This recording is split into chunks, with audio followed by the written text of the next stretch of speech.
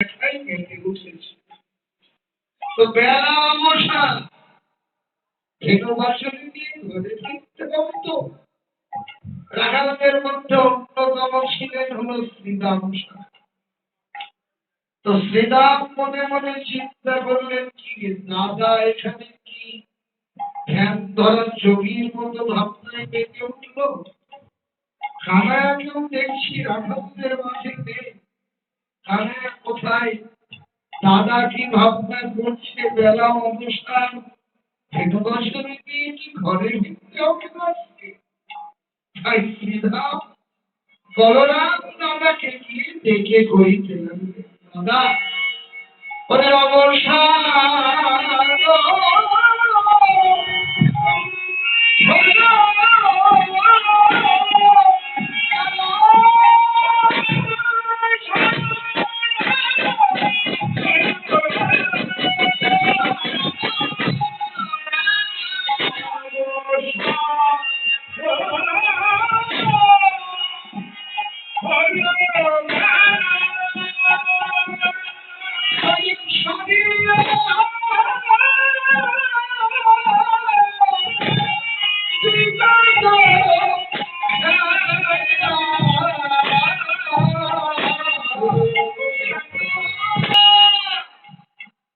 এখানে ধ্যান ধরা যোগীর মতো কি ভাবনা করছো?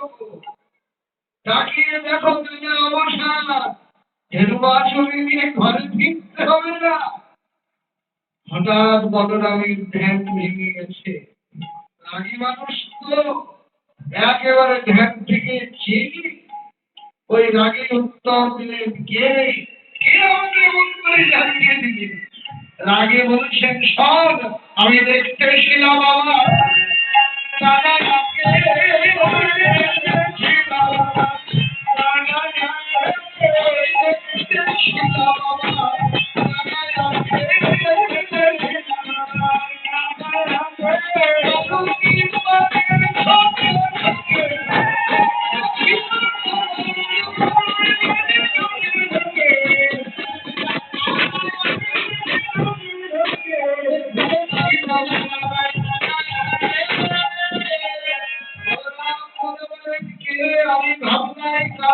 খেলা দেখছিলাম। আমি রাগ করো না গো, তাকিয়ে দেখো কি গো, শোনো, এমন করে রাগ করবে না। তুমি আমাদের সকলের পর একটা কথা ভেবে দেখো। আজকে সকালবেলা যখন ভাই কানাইকে মায়ের কাছ থেকে নিয়ে এলে, মা কানাইয়ের হাতটা তোমার হাতে তুলে দিয়ে বারবার তোমাকে বলেছেন যে, বলাই আমি আমার প্রাণটা তোর হাতে তুলে দিলাম, সুন্দর দেহটাকে ধরে রইলাম। ও বলাই, দুই ভাই বড় খেলা খেলে সকাল সকাল ঘরে ফিরে আসছি। কি গো, সকাল রইল কোথায়? আমি তোমায় মনে করে দিচ্ছি, শোনো। রাত্রিকে বলেছ তুমি সকালে আসিব, রাত্রিকে বলেছ তুমি সকালে আসিব, আর প্রযোগ করে রইলাম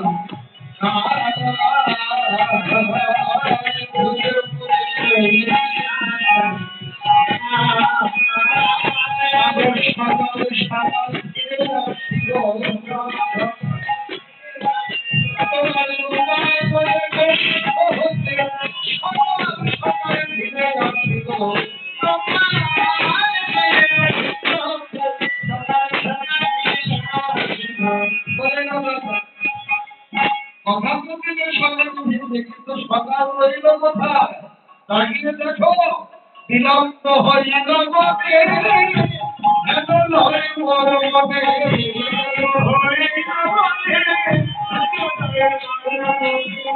বড় মহি অশোক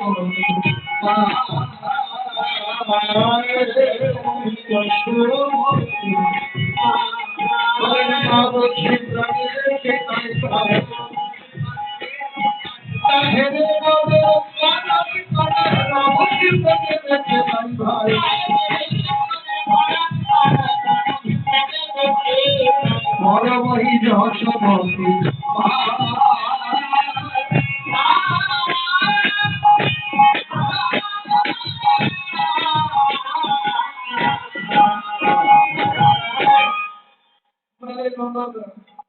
আমার কথায় রাগ করবে না তো? তুমি কোনো বিষয় একেবারে গুরুত্ব দিয়ে ভাবো না। একবার তাকিয়ে দেখো, একবার ভেবে দেখো, আমরা বনে এসেছি, আমাদের আর ভাই বোন আমাদের ঘরে আছে, ওরা আমাদের মাকে মা বলে ডাকছে, অন্যান্য রাখালের ক্ষেত্রেও তাই। কিন্তু যশোদার কথা একবার ভেবে দেখলে দাদা, আমাদের ঘরে আমাদের আর ভাই বোন আসে মাকে মা বলা, কিন্তু যশোদার কথা ভেবে দেখো, ওরে কানু সে কি পদতা দোসরা বিপয়া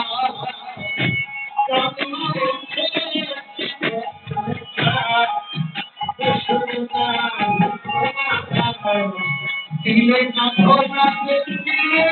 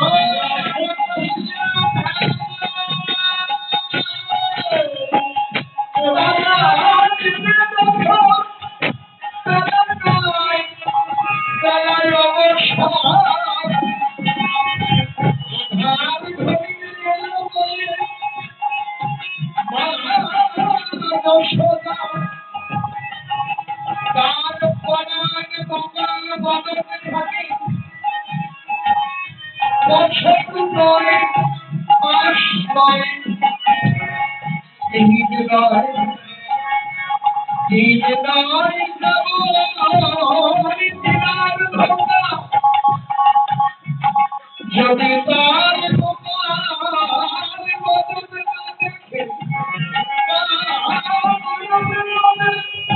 সেখানে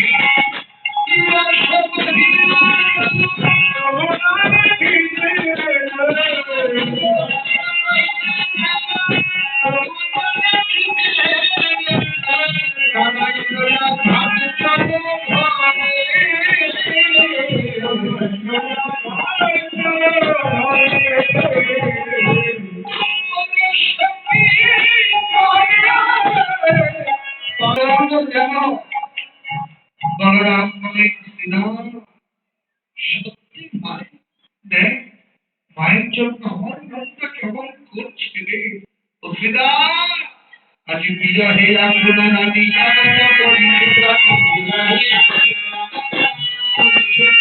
আছে কিনা সেটাই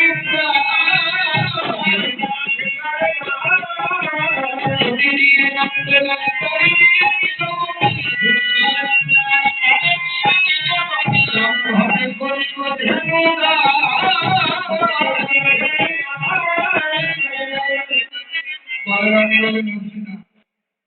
আজকে ঘরে ফিরে গিয়ে যদি দেখি মা প্রাণে বেঁচে আছে, খানায়াকে নিয়ে গিয়ে মায়ের হাতে তুলে দিয়ে ভাইয়ের মঙ্গলের জন্য ব্রহ্মাণ্ডের দেহ আমি দান করবো, তুই বল যেন কোনো অনিষ্ট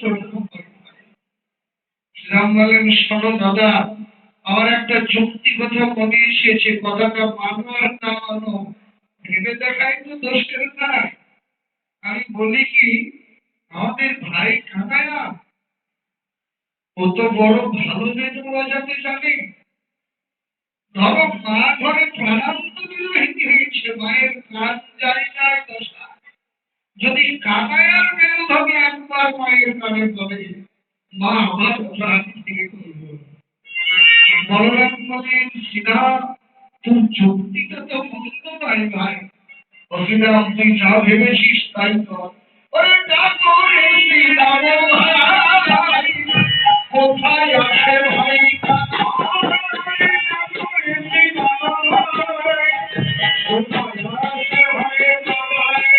আমি বসে আছি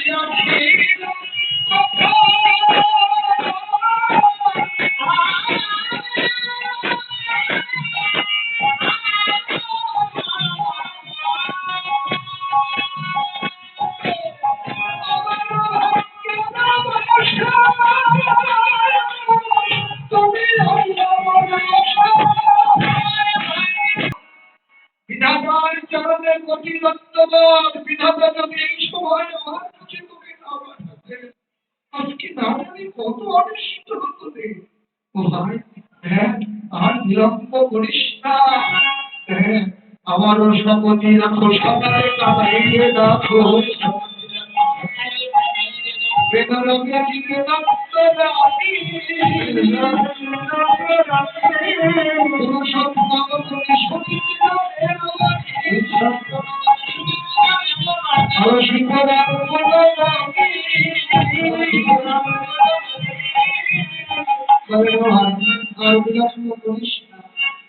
হ্যাঁ, বিলম্ব করিস না ভাই। আগের পুরো দিন কোথায় আছে তাই তা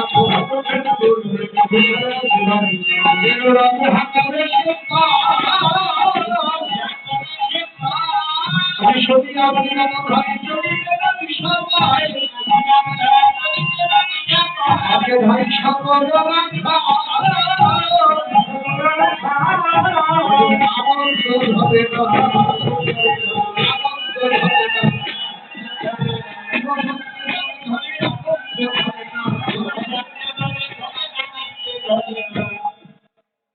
বৃন্দাবনের অন্যতম খান সারাদিন পরে যে মায়ের মনে ভিড় হবে, মায়ের কথা মনে করতেই আসামের বুক একেবারে আনন্দে ভরে উঠেছে। প্রবাদ বলে না যে মা আর মাতৃভূমির ডাক যদি কাউকে একবার আকর্ষণ করে তাহলে কিছুতেই তাকে আর বেঁধে রাখা যায় না। আজকে এই সময় রাধাদের নিকটে এর চাইতে আর আনন্দের কিছু নেই। শ্রীরাম বলরামের নির্দেশে কানাইকে খুঁজতে খুঁজতে ওখানে এসে উপস্থিত হলেন। কোথায় না যেখানে কানাইয়া আপন মনে রাধাবদন ভাবনায় বিভোর হয়ে যাচ্ছে। শ্রীরাম কানাইয়ার সামনে গিয়ে দাঁড়িয়ে কানাইয়ের নিকটে গিয়ে শ্রীরাম বলেছে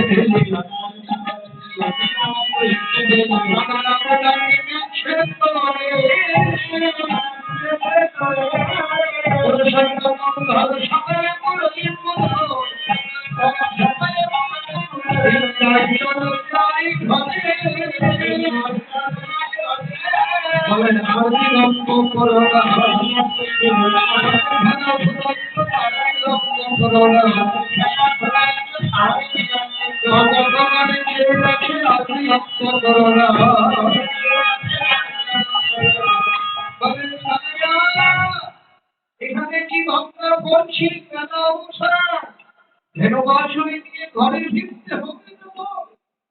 হঠাৎ কানে বলিস কি রে,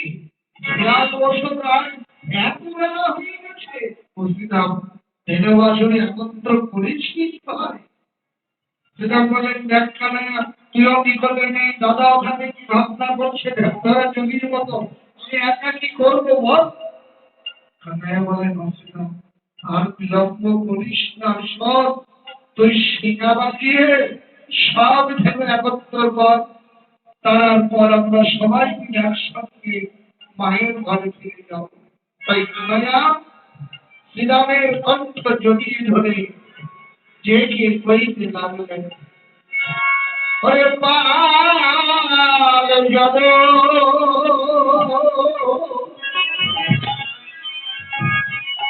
চলে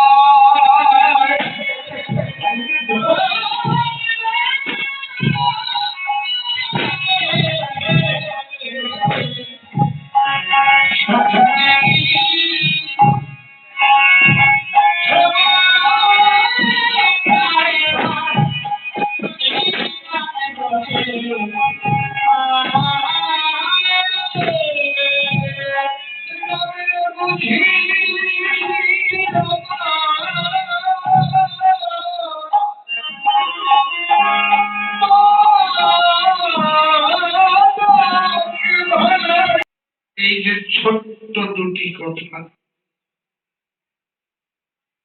এই দুটি কথা বলতে গিয়ে কানাইয়ার দুই চোখ জলে ভরে উঠেছে। ছলো ছলো নয়নে গদগদ কণ্ঠে শ্রীরামের কণ্ঠ জড়িয়ে ধরে বলছে, শ্রীরাম, মায়ের জন্য মনটা কেমন ছটফট করছে জানিস না?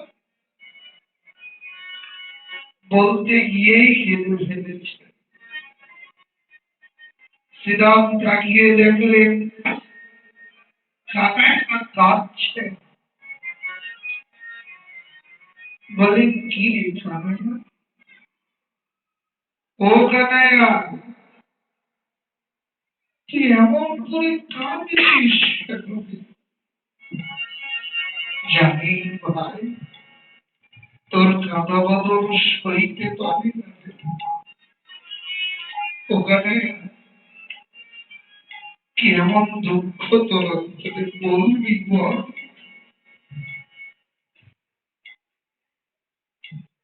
খেতে বলেন, সব মায়ের জন্য মনটা বড় ছটফট করছে জানিস? শ্রীরাম মৃদু হেসে বলেন, ও এই জন্য কাঁদছিস কানাইয়া? কিরে কাঁদবি কেন ভাই? ও কাঁদিস না রে, আমাদের দিকে তাকিয়ে দেখ, আমরাও তো তোর মতো মাকে ঘরে রেখেই বনে এসেছি। কিরে, আমরা তো তোর মতো কাঁদছি না রে? বলতে এই শ্রীরামের চোখ জল। একটা শিশু আর একটা ছোট্ট শিশুর কান্নায় তাকে সান্ত্বনা দিচ্ছে, তার সান্ত্বনার ভাষা কেমন হতে পারে? কে কাঁদবি কেন? তুই রয়েছিস বনে, মা রয়েছে ঘরে, আর মা তোকে ডেকেছে, তুই বুঝলি কি করে যে কাঁদবি? অদূরে দাঁড়িয়ে ভজন প্রশ্ন প্রশ্ন কানাইয়া শ্রীরামের কথা শুনে রামচন্দ্র দেহি বলেন, সব শ্রীরাম, তোর এই কথাটা একেবারে যুক্তিযুক্ত হলো না রে। জানিস ভাই, যে দাম মরমের দাম, সে দাম কখনো কানে শুনবার প্রয়োজন হয় না। আর মায়ের দাম, সে দাম তো কানের দাম। মায়ের ডাক কখনো কানে শুনতে হয় না।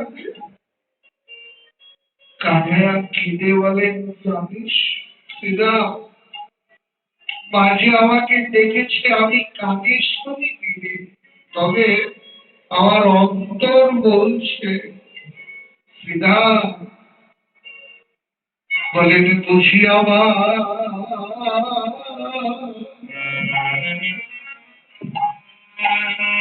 আমার মা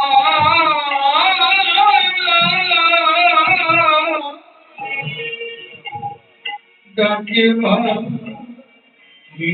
বুঝে বুঝি আমার বুঝি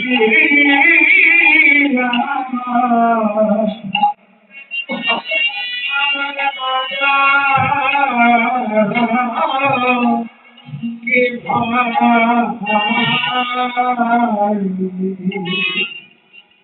দমনে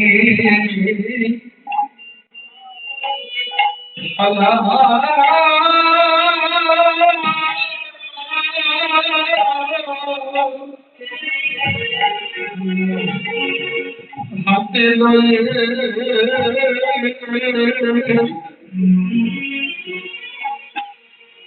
হৃদয়ে বুঝি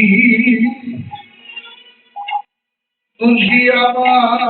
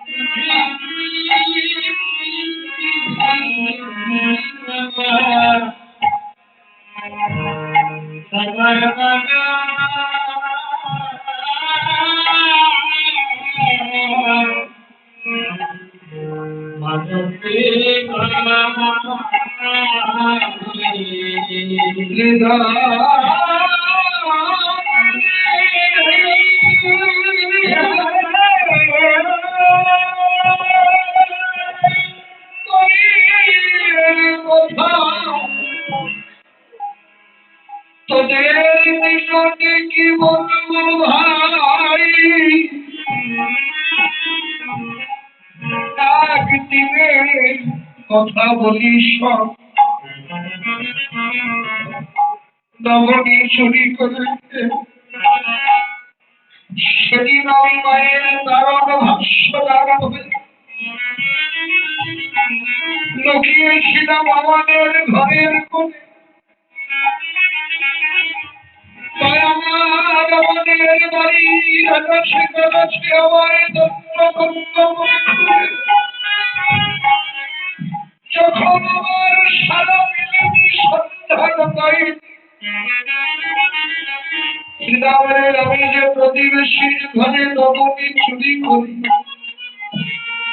আমার ভাদর কাছে আমার প্রতিবেশীর দুয়ারে দুয়ারে একে একে জিজ্ঞেস করতে লাগলে, নবদিনী আজ তোদের ঘরে আমার নবী চোরা এসেছে নাকি? কি বলবো ভাই সেদিনের কথা।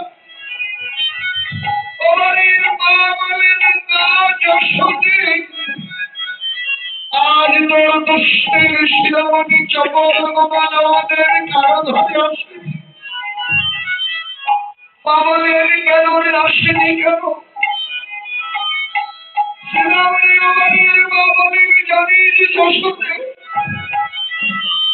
কি বলবো তোর দুষ্টের শিরোমণি চপল গোপালের কথা? কতটুকুই বা নবনী সবে চাইলেই ওর হাত ভরে নবনী দিয়ে, কিন্তু কোনদিন নবনী চাইবে না ঘরে ঘরে চোরের মতো নবনী চুরি করে। নবনী পাগলদের ছড়িয়ে ছিটিয়ে একাকার করে। একদিন তোর গোপালের হাতে হাতে ধরেছে, গোপালের এমন করে পরের ঘরের নবনী চুরি করে খেতে হয়। সেটা বলে কি বলবো সেদিকে তোমার মায়ের প্রতিটি কথা আমার বুকের ছেলের মতো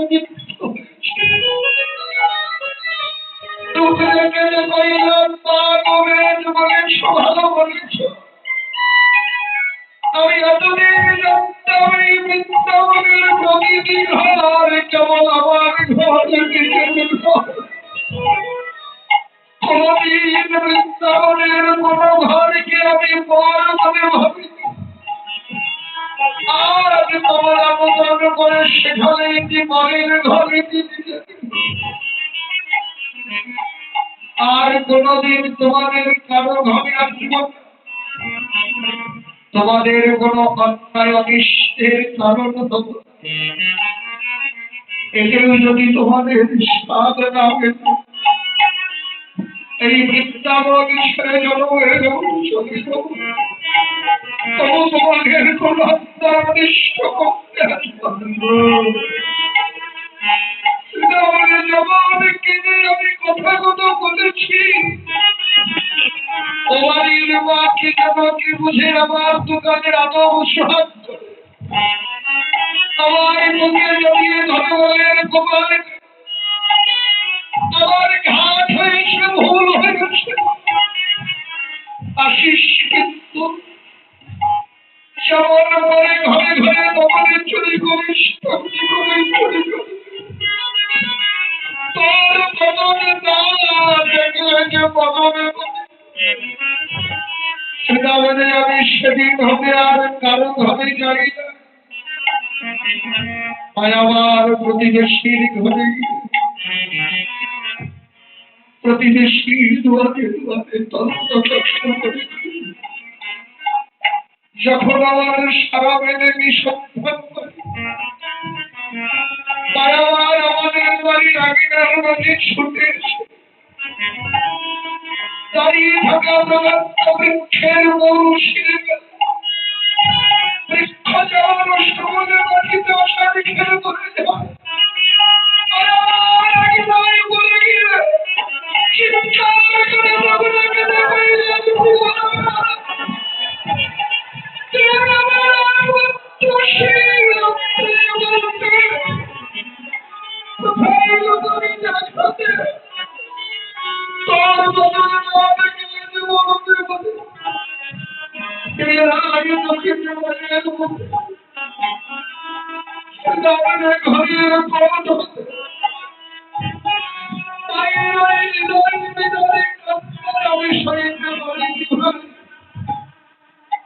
ঘর হতে ছুটে এসে তাকে তুলে মুখে জড়িয়ে ধরে দু হাতে মায়ের চোখের জল বারণ কেঁদে কইলাম অমন করে কেঁদো না আমি তোমার কাদা বদল সইতে পারি তাকিয়ে দেখো আমি তো কোথাও যাইনি তোমার বুকেই রয়েছি মায়ের আমার হাত খালি সত্যি সত্যি মায়ের মাথায় তুলে কেঁদে কইলেন গোপালে আমার মাথায় হাত রেখে আর কোনদিন আমাকে ছেড়ে আমার করে কোথাও লুকিয়ে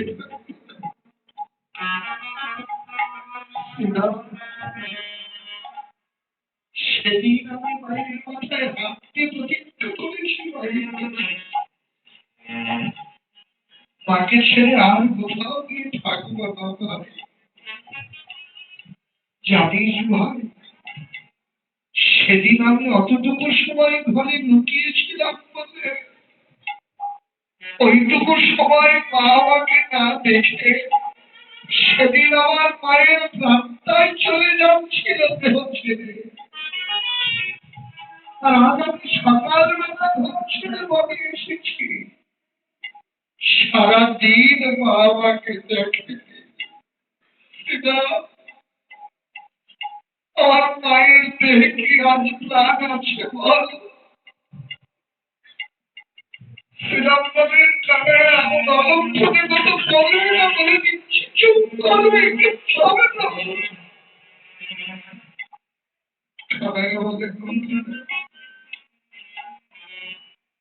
সত্যি সত্যি যদি মহামারী পৃথিবীতে নাই থাকে তাহলে তোরা কি আমার ভবিষ্যৎ আশ্রয়ের কথা ভেবে দেখেছিস আমি যে জনমের মতো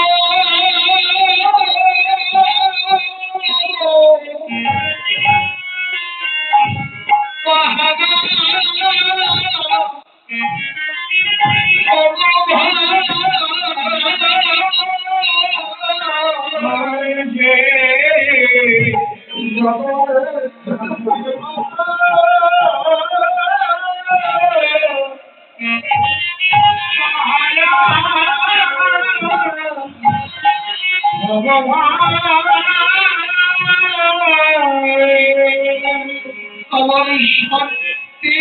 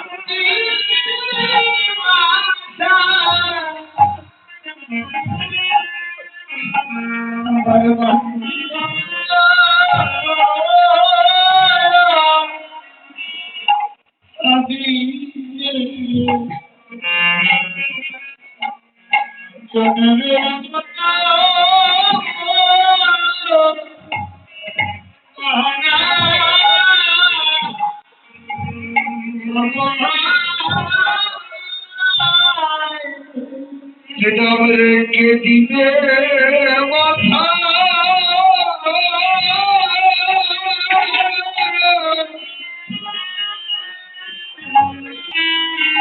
বৃন্দাবনের গোয়ালিনী যশোদার ভালোবাসা, গোয়ালিনী যশোদার অশ্বলীল প্রেমের সাগরের অন্তরে তুমি তোমার ভালোবাসাকে এমন ভাবে তলিয়ে দিয়েছ, সদা শক্তিমান হয়ে তোমার ভগবান তাকে এতটুকু জাগিয়ে রাখার মতো শক্তি তোমার হয়ে বৃন্দাবনের মানুষের ভালোবাসার সাগরের স্রোতে প্রাণ করেছে। তোমার ঈশ্বরত্ব সামান্য নীলখান্ডের মতো ভেসে চলে গেছে। সর্বশক্তিমান হয়েও তোমার ঈশ্বরত্বকে ধরে রাখবার মতো শক্তি তোমার হয়ে কাঁদো, প্রাণ ভরে কাঁদো। প্রস্তাব কবি এই লীলা ভাবনার দেখে অনন্তমণি জগৎজীবীকে দেখে বললেন, হে বিশ্ববাসী, তোমরা সবাই শুনে রাখো, কৃষ্ণের যত প্রথা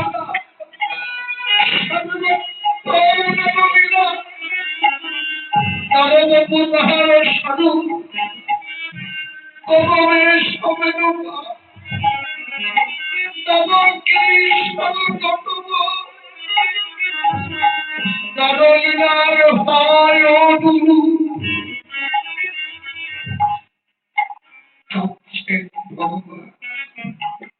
ভগবানের এই যে লীলা, এই লীলা দেখতে মানুষের লীলার মতোই, নরলীলার হয় অনুরূপ। দেখতে মানুষের লীলার মতো, কিন্তু মানুষের লীলা নয়, নরলীলার হয় অনুরূপ। কাঁদছে কে? কাঁদছেন গো? ভাগবত বললেন ভগবান কাঁদছেন গো। কি হয়? যার জন্য অনন্ত কোটি ব্রহ্মাণ্ড কাঁদে, আজকে তিনি কাঁদছেন। বৃন্দাবনে গোয়ালিনী যশোদার জন্য কি লীলা ভগবানের, এটাই নিত্য সত্য কথা। ভক্ত যেমন ভগবানকে আশ্রয় করে বলছে, ভগবানও তার ভক্তকে আশ্রয় করে। তখন আশ্রয় করেন ভগবান ভক্তকে, ভগবান যখন তার ভগভক্তকে খোঁজে, মানুষের সাহায্যে পৃথিবীতে অবতীর্ণ হন, তখন ভক্তই তার একমাত্র আশ্রয় হয়। ভক্তই তখন তার বাবা, ভক্তই তখন তার মা, ভক্তই তার বন্ধু, ভক্ত তার জীবন সর্বস্ব। আজকে তিনি এসেছেন ভক্ত বৃন্দাবনে, শ্রীকৃষ্ণ অবতারে নন্দ গোয়ালার ঘরে ছোট্ট গোয়ালার ছেলে রূপে। তাই বৃন্দাবনের আর গোয়ালার ছেলেগুলো তোরা যেমন মায়ের জন্য ভগবান তার ভগবন্ত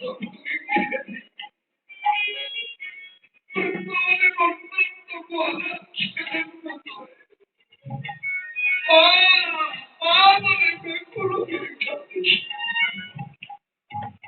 শ্রীরামের কণ্ঠ যদি সীতা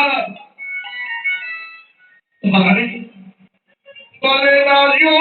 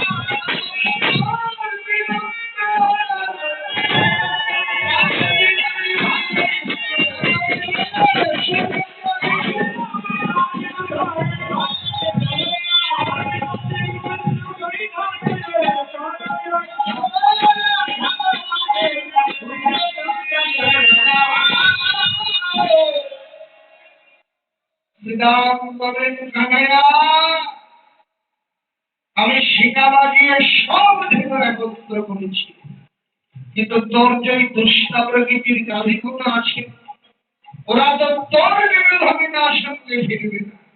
তাই তুই একবার বিনোবাজারে সব ধীরে একত্র কর, তারপর আমরা সবাই মিলে একসঙ্গে মায়ের ঘরে ফিরে যাব। গোবিন্দ বললেন ও এই কথা, তোরা একটু দাঁড়া, আমি এখনই ওদেরকে ফিরিয়ে আনছি। তাই করলেন কি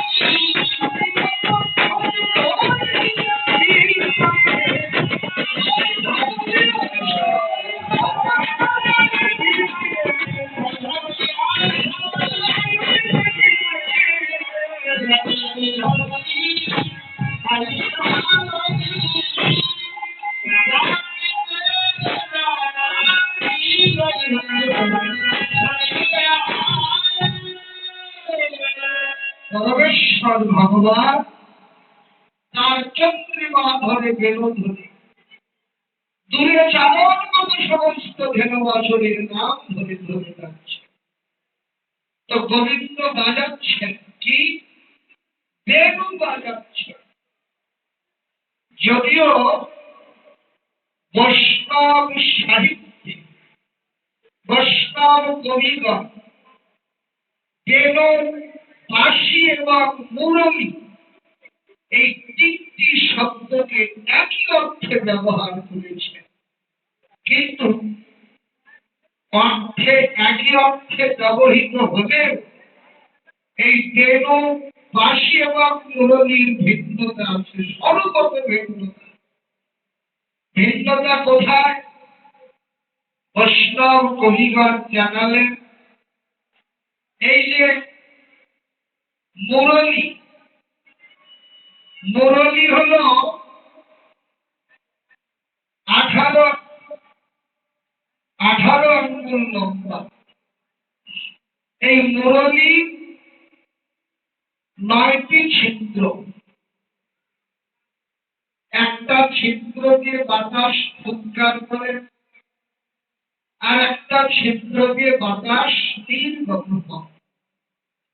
আর যে 7টা ছিদ্র থাকে 9টির মধ্যে, 7টা ছিদ্রে 7 রকমের কার্য সাধিত হয়ে থাকে।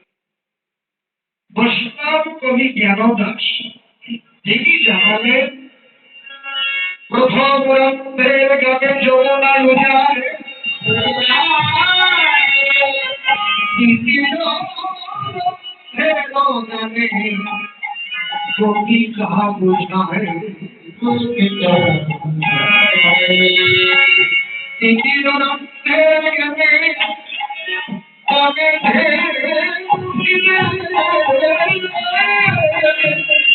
মনি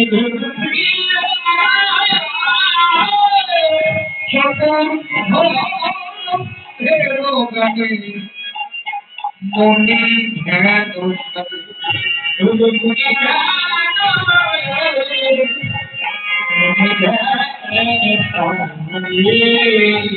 ষষ্ঠ রন্ধ্রের গানে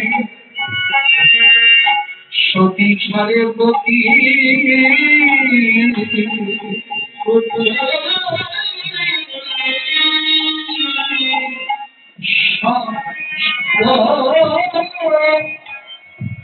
ষষ্ঠ রন্ধ্রের গানে আকুল পশুপতি, আকুল পশুপতি,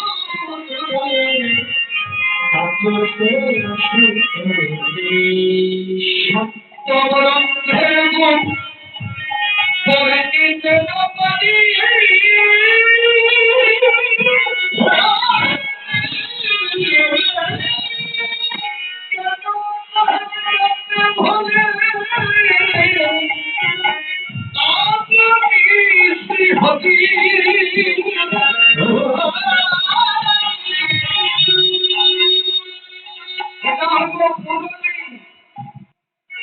আর বাঁশি হল অষ্টাদশ।